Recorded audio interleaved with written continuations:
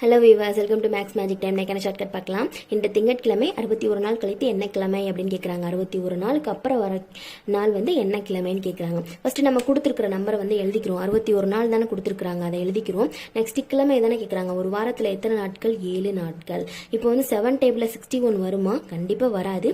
அப்போ அதுக்கு முன்னாடி உள்ள நம்பர் எடுத்துக்குவோம். அப்படி இல்லைன்னா அதுக்கு பின்னாடி உள்ள நம்பர், இதுக்கு சின்ன நம்பராக தான் நம்ம எடுத்துக்கிறோம். இப்போ 7 × 7 என்ன வரும்?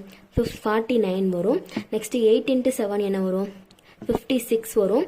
அடுத்து 9 × 7 என்ன வரும்?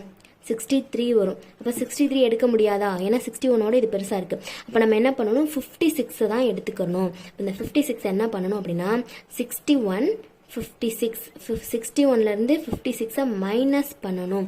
மைனஸ் பண்ணோம்னா என்ன வரும்? 5 வருமா?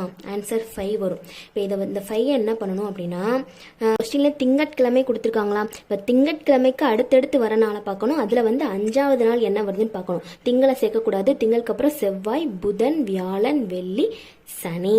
அப்போ 5வது நாள் என்ன வருது? நமக்கு ஆன்சர் 5 வந்திருக்கு. 5ஓட ஸ்டாப் பண்ணிடணும்.